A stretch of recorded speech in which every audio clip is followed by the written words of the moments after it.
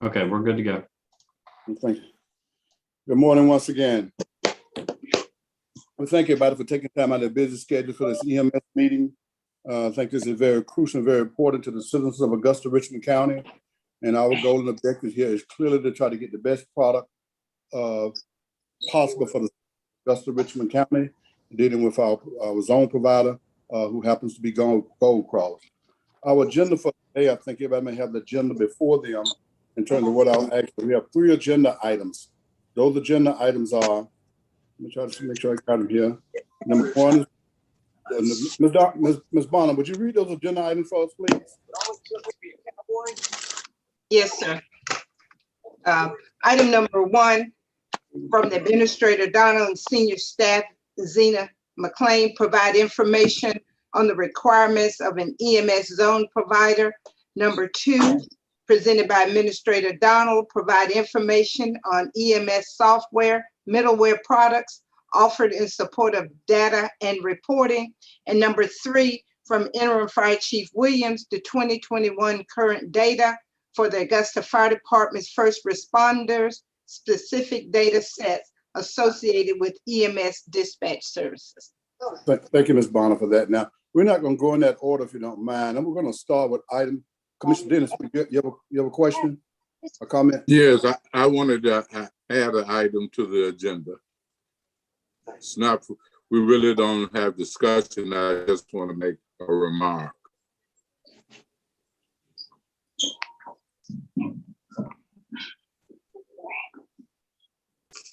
Let me get back with that. Okay, you want to add an item to the agenda? Go ahead. Go ahead. What do you had in mind? A comment, that's all. Oh, comment. Okay. All right. You want to do it now or later? I do it at the end. Okay. For the committee, we're going to start at item number 2 first, then go to item number 3, and then back to item number 1. So, Administrator Donald, we'll start with you about the software, if you don't mind. Yes, sir. So, Commissioner, our staff did a great job of just kind of researching and finding out what's available with computer-aided dispatch middleware. And I guess our subject matter expert on that research is Mr. Dunlap. So if the chair permits, I would let him provide just a high-level overview, but we did provide a attachment that gives an overview of computer-aided dispatch and middleware. Thank you, sir. Well, yes, that's fine. Yes, sir. Mr. Dunlap, you feel free to dive in. Certainly. I don't want to have to, bore everyone with just reading the document that was sent out. But I know from our last meeting, one of the deliverables was to discuss the third-party middleware programs. And again, Mr. Dunlap, excuse me. Mr. Dunlap, excuse me. I apologize to you. Will you please, we got some of our new colleagues on here.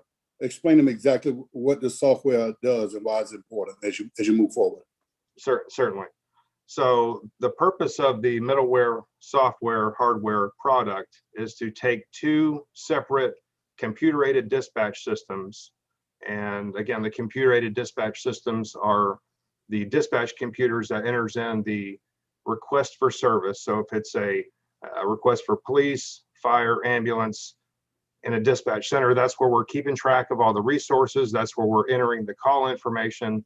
So the purpose of a third-party middleware is to tie 2 separate systems that are on 2 different platforms together.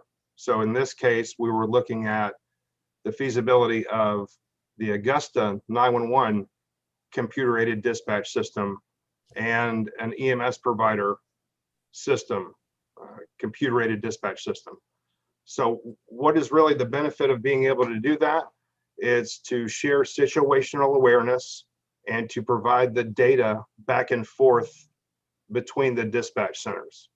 We previously discussed having a representative from the EMS provider in the 911 center, and we talked about the difficulties with that. So the benefits of having this third-party software is we can see where ambulance responses are.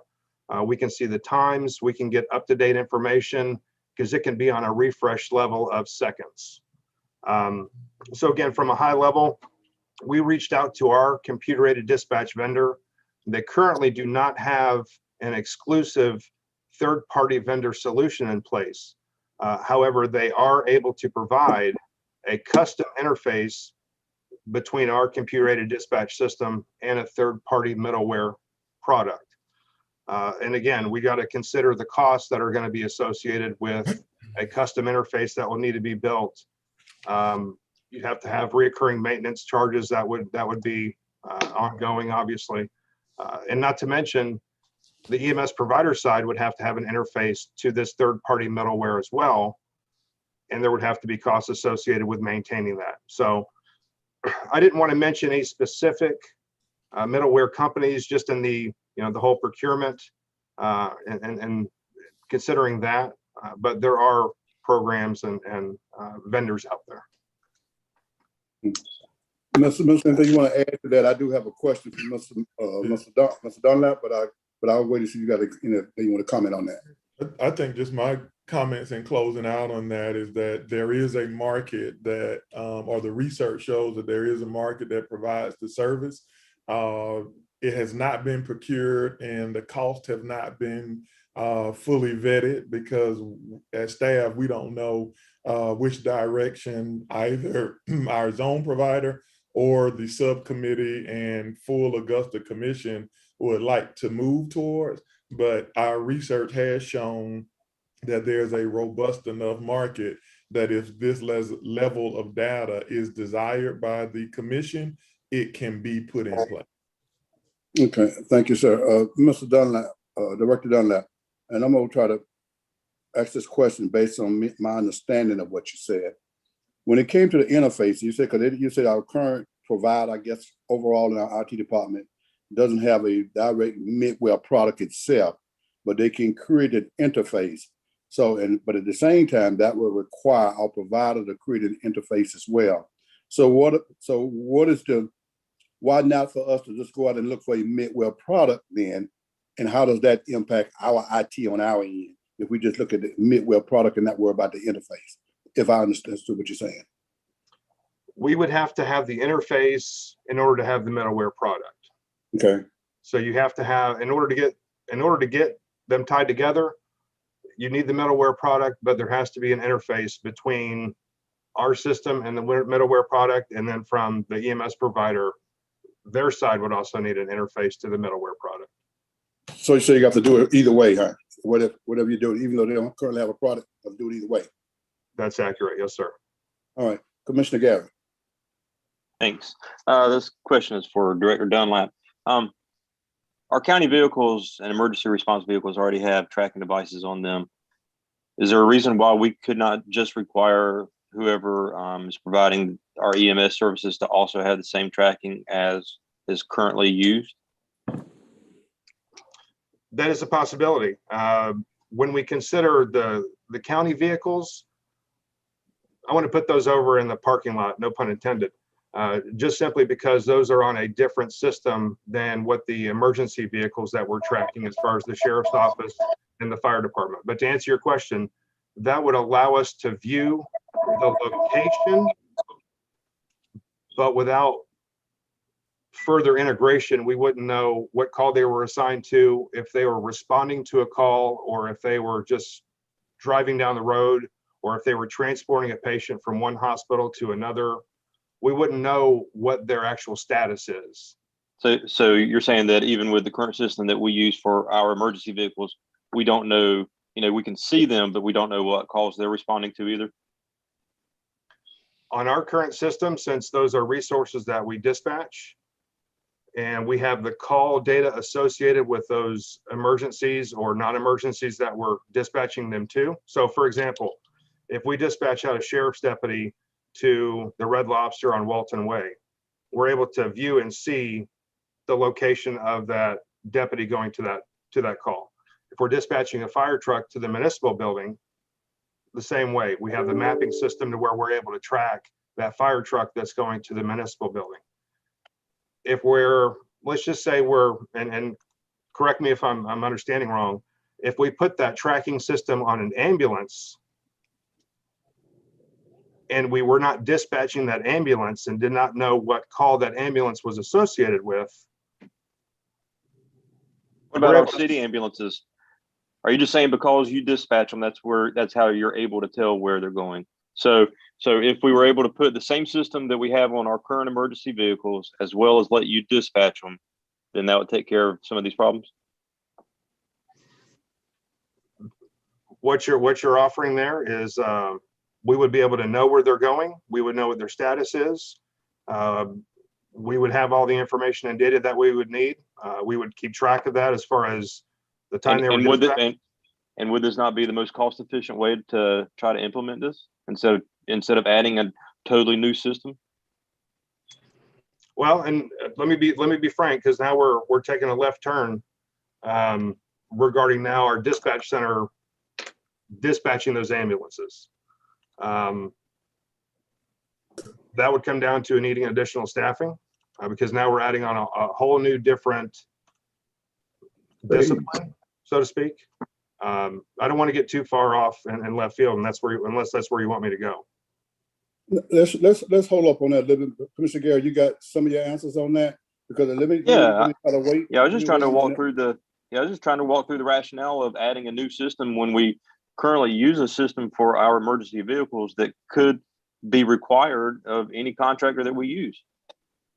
Well, we can further discuss that and push that out a little bit, and maybe we may do it as a sidebar. Some of us get to discuss it, but I also want to make mention, based on the report that we saw last week on I-Team 12, one of the final comments that the reporter made was that the provider was open and receptive to creating the kind of piece of software. Matter of fact, they're saying they had recommended in the previous couple of years. So there may be a conversation, maybe an appetite to do just that. We just have to identify a cost factor. I'm gonna go to Commissioner Dennis Williams at this point. Commissioner Dennis Williams, you had your hands up? I withdraw my question. I got the answer. All right, so Commissioner Clark. Thank you, Chairman. Just to clarify, do all of our first responders, the Sheriff's Department, Fire Department, as well as Marshal's Department, whenever they're dispatched, do they have a dispatch and an arrival time at the destination? Chairman, you want me to answer that? Yes, sir. Yes, sir. Okay. Commissioner Clark, that's affirmative. Yes, sir, that's correct. Okay, thank you very much. Yes, sir. Okay. All right. I'm sorry. That's all. Thank you. Are there any more questions or comments around this issue before we try to make a decision how we're going to continue this conversation around this? Any other suggestions or comments around this particular issue itself?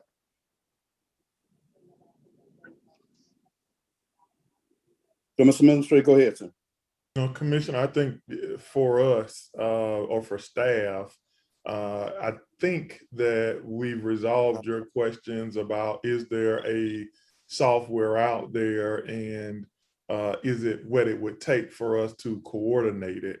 I don't know if this meeting, and this meeting is likely not the time or appropriate place for it, but I do believe we would need some type of guidance, and I don't want to speak on behalf of Director Dunlap, but as you move forward in the conversation, if there is a desire or an interest in the committee and or the commission at large for us to explore dispatch and things of that nature, I just want to set the expectation that we would have to research those things. We have done as staff no work on what those costs would be, what the volumes would be, and all of those good things.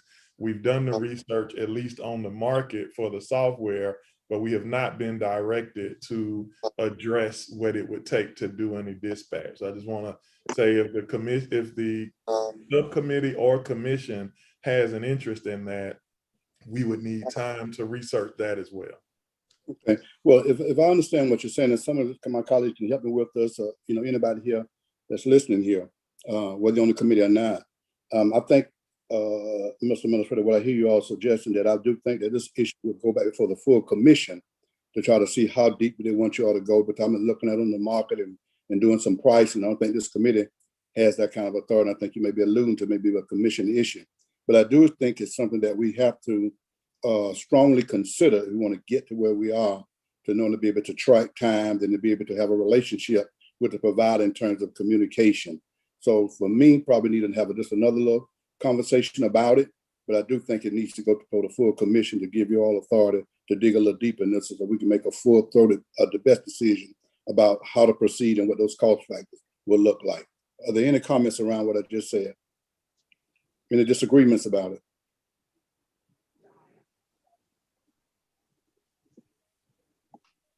So we'll continue to talk and try to see what's the best way to approach it. But I do believe it has to go back to the full commission. I would believe to try to push it a little further to do some things. And I do think it's important that we get that done. Ms. Bonner, we're gonna go to item number 2. Item number 3, I think it is. Item number 3 is a report from Fire Chief Williams regarding the 2021 current data from the Augusta Fire Department's first responders, specific. Good morning, everybody. Good morning. So Good morning. I had Ms. Barnes to forward you some documentation. Now, let me say that that documentation only applies to our units, our ambulances, which we have one in service now. It's still responding when requested. And also that 59-page document is our engines and our trucks that respond to EMS calls. There is also another document that gives the number of responses that we had in 2019 and 2020.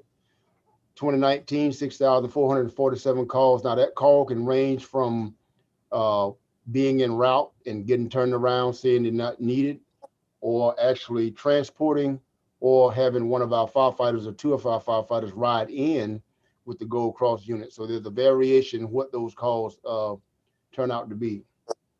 2020, we had 7,292 calls. Same thing. It could be en route, not needed. It could be on the scene until Gold Cross arrives, transfer patient care, or it could be riding in with Gold Cross unit, which we do, or us actually transporting that patient ourselves. The other sheet you'll see is titled EMS First Responder Arrival to Clear in Minutes. Now, what you have is in 2020, you'll see times, and that is our average time on station. In other words, we get the call, we'll arrive with the patient, either the patient denies transport, they want transport, and we stand by, stabilize the patient until Gold Cross arrives, and then we clear up and we leave. As you can see, some of those calls have increased in 2021, and that's where we are now with the extended wait time for Gold Cross to arrive. And we don't have the data as to why they are, why they're delayed. Usually how a call will go, and I will explain to you how we come to those times. So the call will come in to 911. Dispatch will request us via Gold Cross that we send first responders. That will be a fire truck, one of the ambulance, or a actual aero truck with the ladders on it. They'll respond, they'll get on the scene, they will stabilize the patient, and they'll wait for Gold Cross. Now, what happens is there is a time where there is a patient transfer time. In other words, Gold Cross arrives on the scene, and our medics will transfer that patient care to Gold Cross. We do not capture that time we do not capture that data. That is usually just a radio transmission. It's transmitted over the radio to Gold Cross. It goes something like dispatch from engine 6, Gold Cross on the scene. It's just that simple. And that is the time when Gold Cross arrives and they continue the patient care. And then we leave at that time, or they request one of our folks to ride in with them, we ride in with them. And our time don't stop until we actually ride in with them and we release from the hospital, or we transfer that patient to ER. That's when our time stops. It don't stop just because they're on the scene. Yes, sir. Oh, hold on. William, hold on. Are you through? Can you hold up for Mr. Clark to get through? Yes, you want me to continue? Mr. Clark, you need to answer. Do you need to answer right now? I can't hear you. You're muted. You're muted. Let him continue. Yeah, I just wanted to let you know that I had a question for him after he got through. Okay, all right, Okay. okay. Thank All you, right. sir. Okay, and then I then also forwarded y'all, and I apologize, but I forwarded you a 59-page report, and that is every call that we've made so far, well, to that date in 2021. Now, you will see some very long times on there. That time could be us actually waiting on Gold Cross to arrive, or it could be us actually transporting in our one unit that we have in service, or it could be one or two of our firefighters riding in with the Gold Cross unit to assist them in patient care. And like I said before, our time don't stop until we no longer providing any care or any assistance to that patient or Gold Cross. What we have done since we started this committee is we have instructed our firefighters and our EMTs to start documenting that transfer time. So when Gold Cross gets on the scene and that radio transmission goes out, dispatch Gold Cross is on the scene, transferring patient care, they are now going to document that on their report and in their narrative. Every time you make contact with a patient, even if you just take their blood pressure or check their breathing, you write a narrative of what type of care you provided. So they will provide that data on the report and in that narrative. So from this day forward, we will have that exact time that we made that patient transfer. But these are just overall times in the report that you have now because we don't have that data. Okay. We wasn't capturing that data. Gold Cross will have it, but we don't have it. Okay, two things I want to make as an observation, Chief, and I'm gonna go to Commissioner Clark if you don't mind. My first thing is a question for you. When you look at the data that you got there, what you just talked about, what should our takeaway be from 19 and 20? What should the takeaway be? Very simple, and that's just the increase in wait times for the transfer for Gold Cross to get on the scene, which coincides with the transfer of patient care. It's an increase in those times to wait for them to arrive on the scene. Okay, my second is to all of us, self-included. If we can remember, now if there's pushback on this, I can live with that too.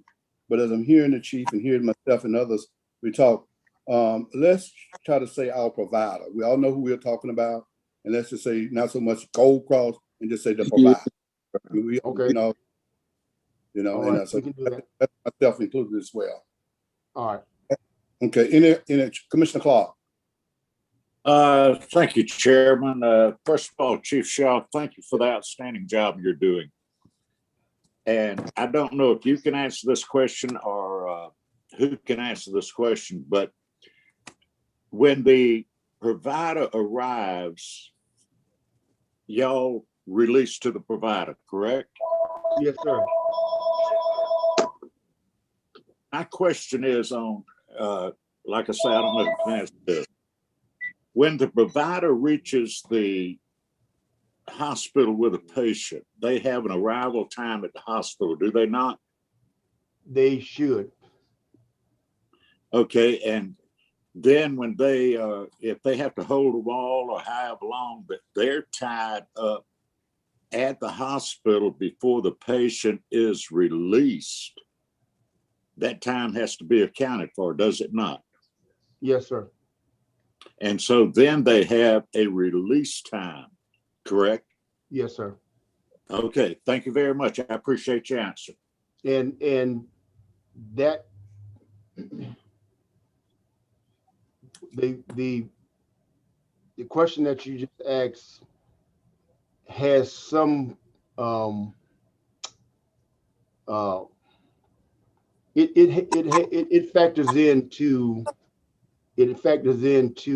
the time that they arrive to us, because if they have units at the emergency room waiting to turn those patients over, then that takes away from the units they have available to respond to the ongoing calls. So those wait times do affect their ability to get units out on other calls.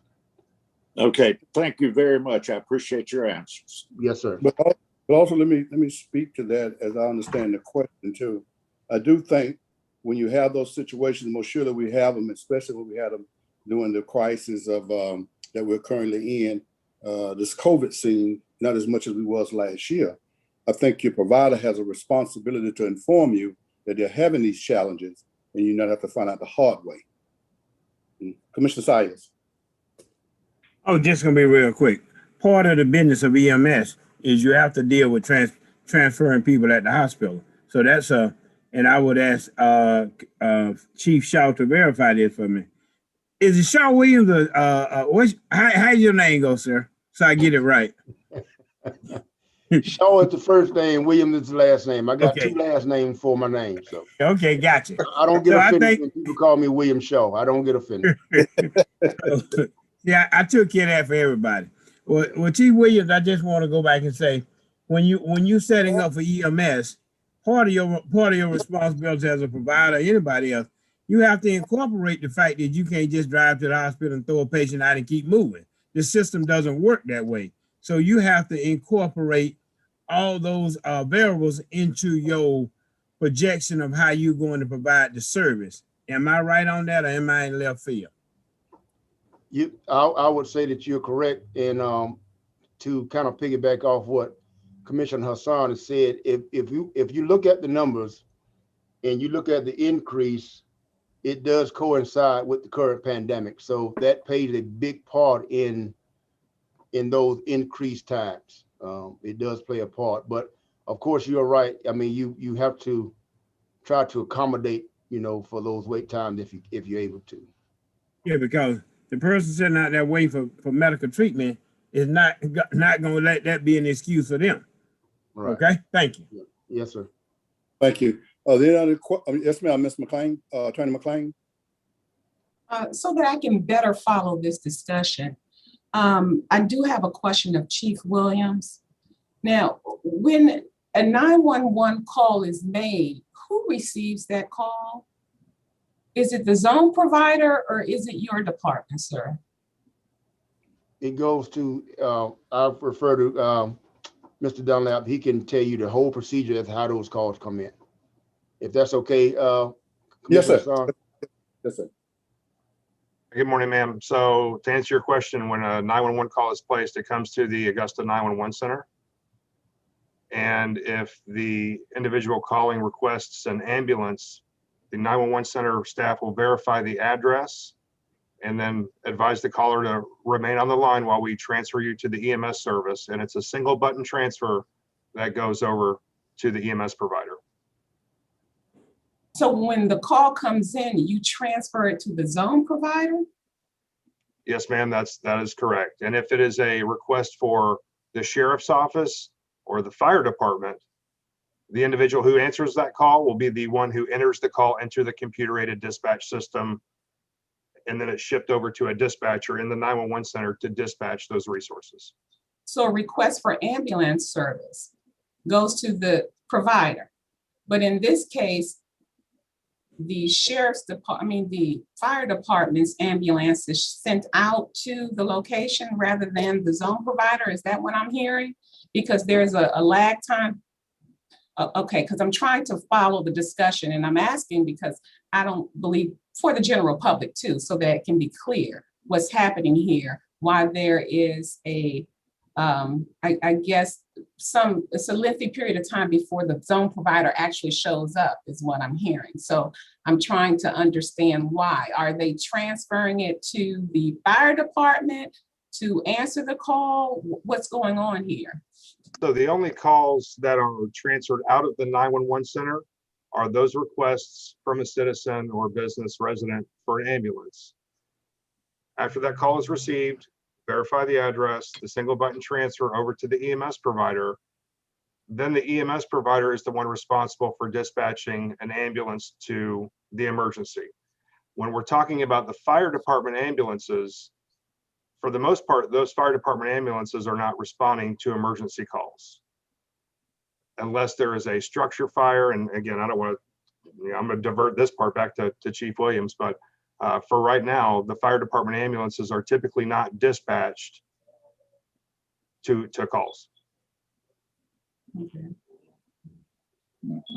And Ms. McLean, Attorney McLean, I think also, I think when that call is received from 911, and that's what we're talking about, that Midwest software, so that in my mind, that our provider and our sales, that we be able to communicate and hear everything, the same thing at the same time.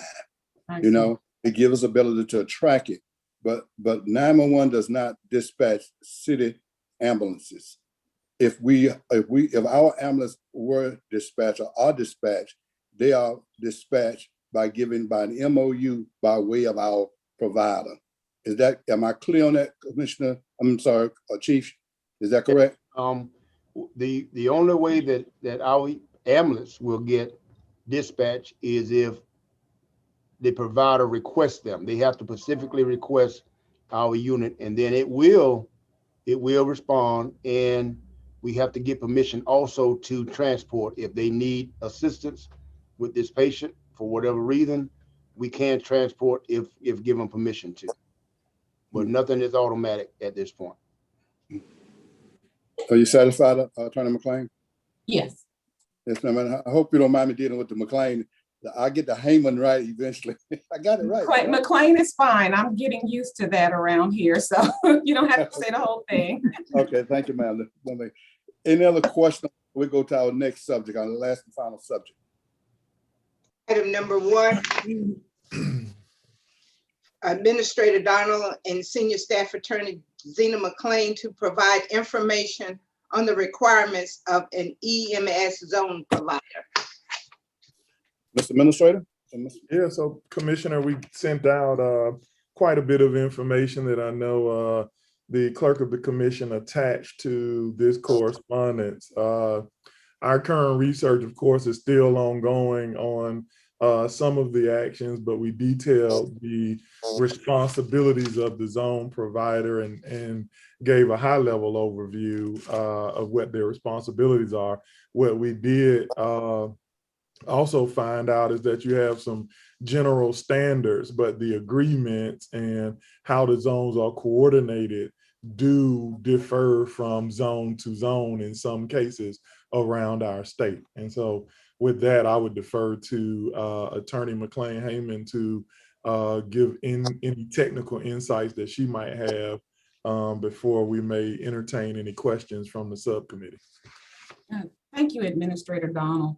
And just to piggyback on what has been said by Administrator Donald, the information has been distributed, and I just wanted to highlight 3 particular things. Basically, zone providers, they must comply with the provisions of the zoning plan. And you all have a copy of the zoning plan, the EMS Region 6 zoning plan. Zone providers, they're expected to establish mutual aid agreements, and that's also within the zoning plan. And also the zone providers are expected to adhere to the provisions of the EMS rules and regulations as indicated in chapter 511-9-2. So, and that's rather extensive. Hopefully you all have had an opportunity to review that, and it basically covers the licensure requirements for ground ambulance services. And all of that is also stated within the zoning plan. So basically that pretty much sets forth the requirements of the zone provider. And I would be happy to answer any questions that you may have with regard to any of the laws and regulations. Okay. Well, I have a question for yourself and the administrator. Y'all can piggyback, and I apologize. I'm trying to open up and look at that file from the state and those requirements. And so I'm just going to ask some questions because I can't look at them.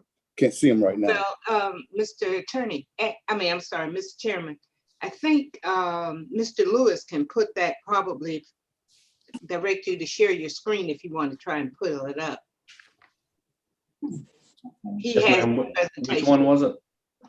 It was the one for item number 1, zone provider, EMS zone provider. The zoning plan? Yes. Well, Ms. Bond, I think I can do with that because I want to be a little bit more specific than the plan. Oh, because okay. everybody's seen the plan, but I was trying to look back at the state document where it's talking about the region council as well as the state and what Yeah. they're supposed to take and do business from. And what we have though, so you all can, so this question is to the attorney and to the administrator. In looking at the document in terms of the region plan, region 6, I think this region 6, meaning it has an EMS plan, is that correct? Yes, everyone has to have a zone plan, yes.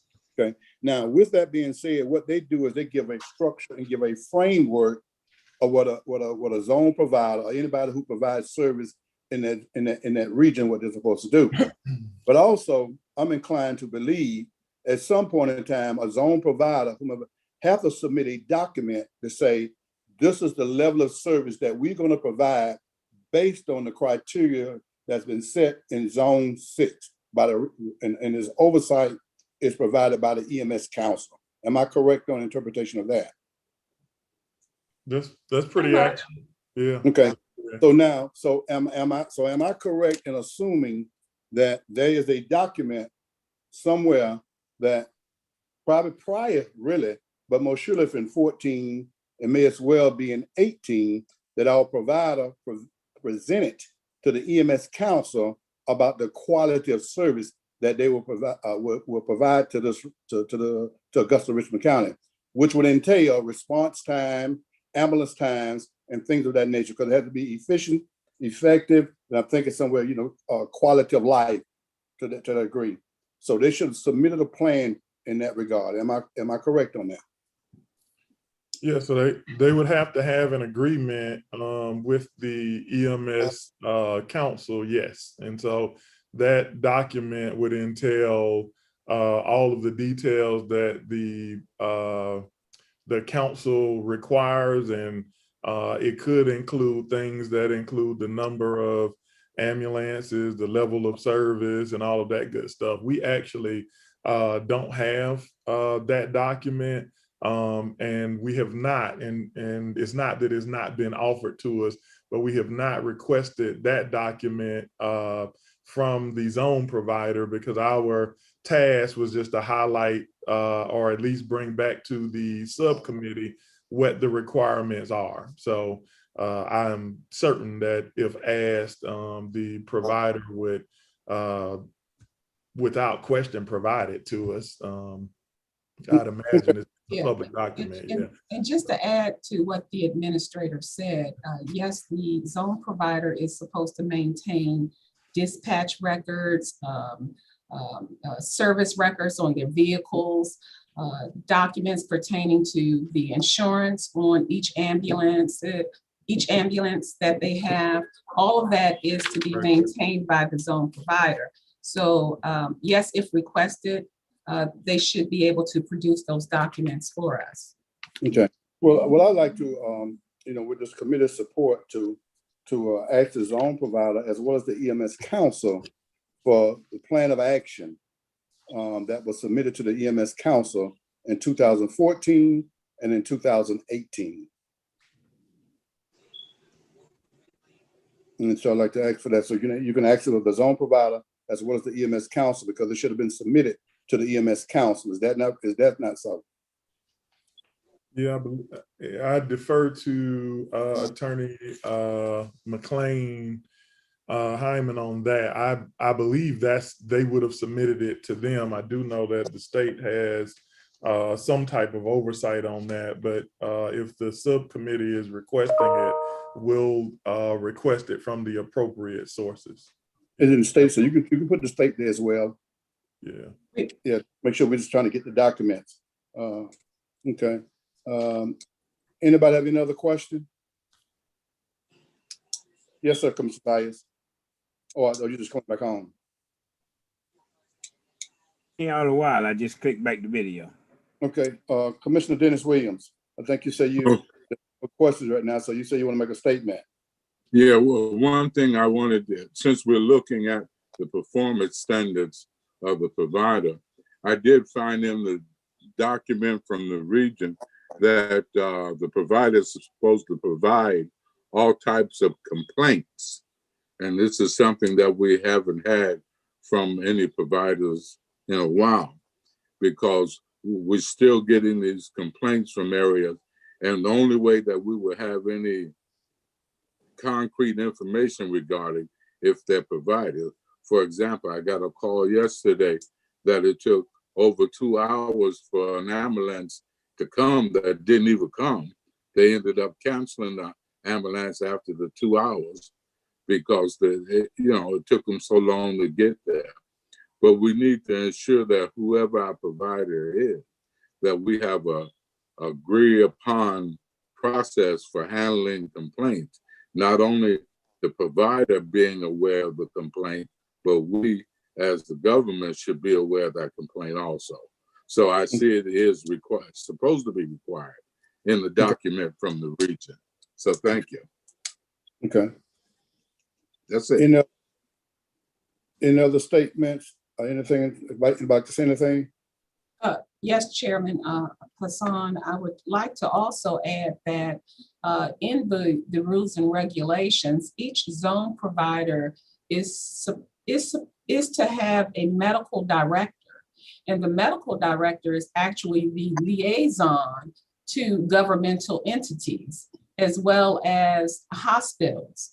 And so perhaps at some point, if you wish, this committee can have the medical director appear, because it would appear that the medical director would be the person who would be able to discuss quality of service issues. Yes, ma'am, and you're exactly right, Attorney Hyman. You're exactly right. You're exactly right on that. And so that's definitely gonna be a request for our next meeting. Anything else before we try to create an agenda for the next meeting? One more thing. Yes, sir. Have you all looked at billing yet? I know I missed the last. No, so we haven't gotten the finances yet at all. We're trying to look at this service at this point. Okay, but that's something I'd like to at least take a look at when you get there, sir. Okay, all right, sir. Now define what that means. What does that mean when you ask about that, Commissioner? So I'll be clear on what I'm asking. Well, billing, you had some people that complained about how much they were being charged for the services. You know, the idea was when we gave them the supplement was that, you know, the billing would go down or be reasonable enough that people could pay it. So my understanding from some people was that the billing didn't go down. I don't know. I haven't seen it. So I think we need to take a look at the billing portion of it. Okay. Okay. All right, thank you. Commissioner Clark. Thank you, Chairman. While we're discussing billing for ambulance or first responder billing, can we go back and pull the billing for the fire department ambulances that we build out to compare?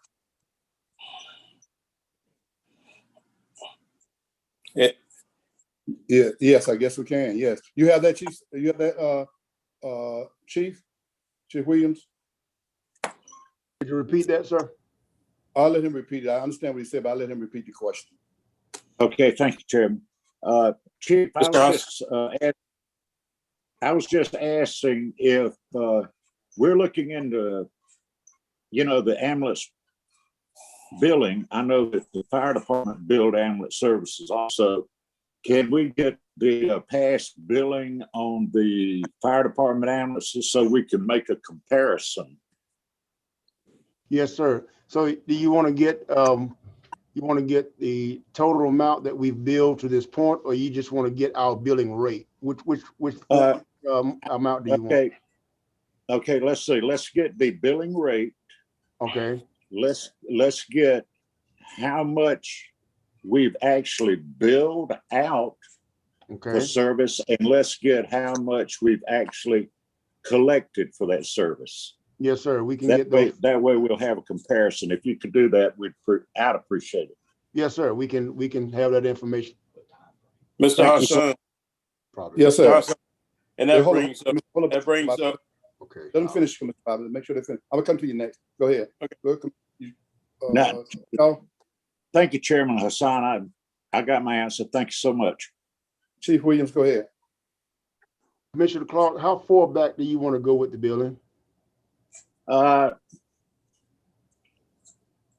Let's go with the last, let's just go with the last 2 years that the ambulances were responding to calls. Okay. Yes, 2 sir. years prior to the time that we took them out of service. We can do that. Yes, sir. Thank you very much. Yeah, yes, sir. I'd like to know whether or not the city ambulances were making money. So can we also get that report? I want to know what. Yeah. You broke it. You're breaking up. Go ahead. I'm sorry. Go ahead.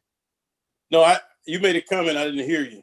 I was saying, I think that is the ask. When you get that information, you will be able to determine that. Whether or not they were making money? Yeah, I would think so. Okay. Okay. Now, let me say this here. What you all are asking for, the ask is on the table.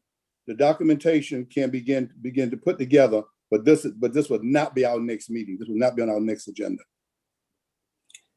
Why not? Why because you good. Okay. You good. You're getting where we're going. Okay. You good. Go ahead. Okay. All right. That's understandable. That's understandable. You're correct. That will take a little bit to put together. Okay. So our next meeting, 2 of the things I'm going to put on here. Number 1, we can reach out, Mr. Administrator, Ms. Bonner, whatever you need be, to try to see. I'm not sure who is at the medical doctor at this point, the medical director at this point for us. I know it was a young lady at one time. I'm not sure she's still in place. So maybe Dr. Goggin. Dr. Goggin can surely steer in the right direction for the EMS Council to try to come to us and talk to us about the service that they expected. And also try to get the zone providers action plan from 14 and 18 that was submitted to the EMS Council. Those are 2 of the things. Anybody else have anything want to add to next week's, the next time we meet agenda? And we're going to, let me just say this here. My initial thoughts was to try to take our time and be very, very methodical. We may have to meet a little bit more frequent based on some of the things that we're hearing out there, and we can't continue just to let those things lag on. So I'm gonna go to this meeting every 2 weeks, if you don't mind. And so we can try to expedite this process. And we have to go to every week, we do it, but we do need to put our foot on the gas because of things that that we're hearing. So is there anything else to add to the agenda? So next, with the medical director to come and try to get the action plan, plan of action that was submitted in 2014 and 2018. Yes, Commissioner Sayers. Just to clarify on your about the medical director, and I think Chief Weaver may be able to assist with this. The zone provider in Augusta, Richmond County does not have the same medical director. Am I correct on that or am I wrong? You're correct. Okay. Our medical director, chairman, can speak to what our needs are. The medical director representing the provider can speak from that particular point of view. So I just want to make that distinction so we don't end up with Dr. Cool or somebody who is not speaking, not in conjunction with the provider. So just want to make that distinction. Thank you. Well, thank you very much for the distinction, Commissioner. Let me be very clear with that in mind, what you just said. The one that I believe that we'll be looking for right now is the one who's directly involved with the EMS Council. That's the one, because we want to hear what are their responsibilities based on the submission of the action plan. So the one that we want to hear from the one that represents the EMS Council at this point is the one that we are asking for. Okay, okay. That might not, anyway, I'll let it go. Okay.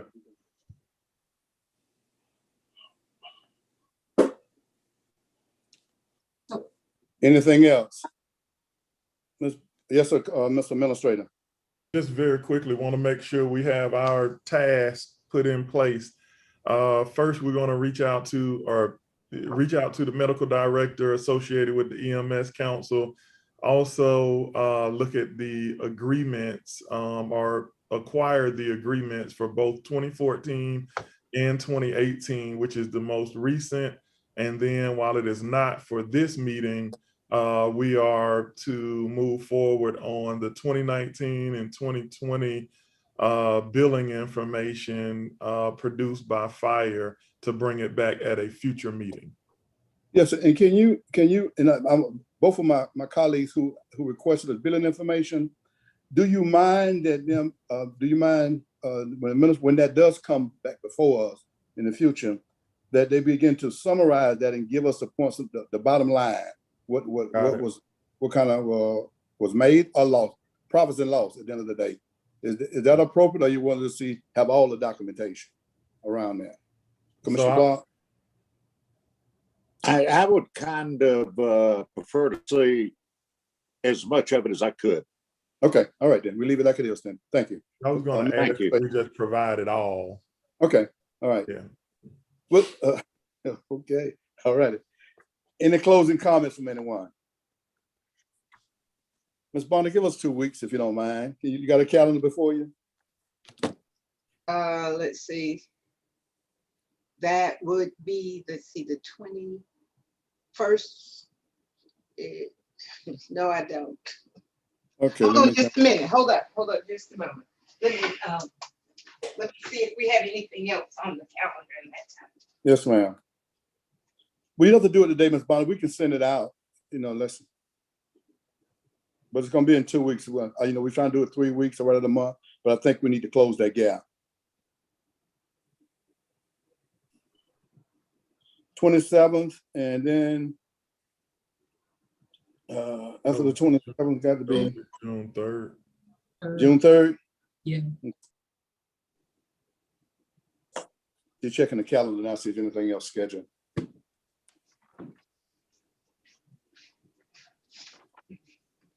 The chairman. That would be the 10th of June.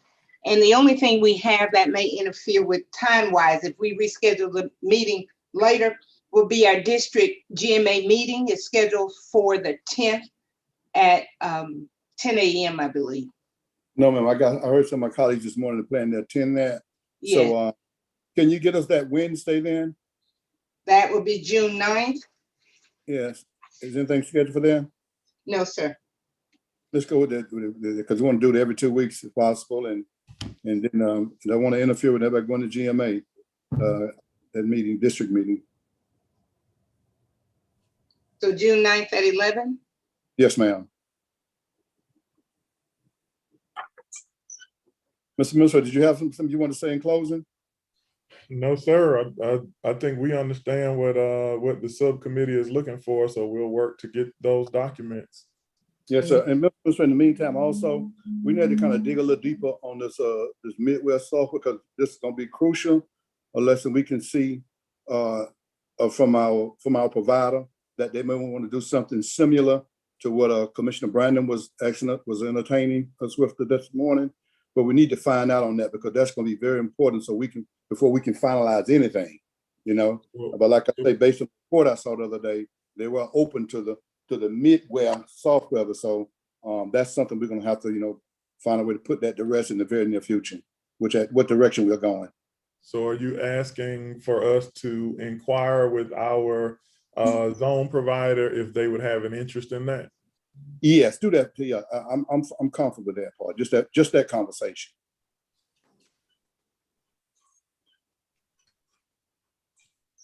And get something in writing.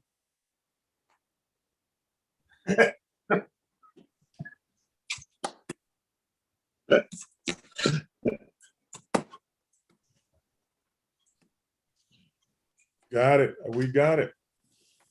My colleagues, I'm opening the floor. Any closing commentary? Thank you all very much for your time. Enjoy your lunch.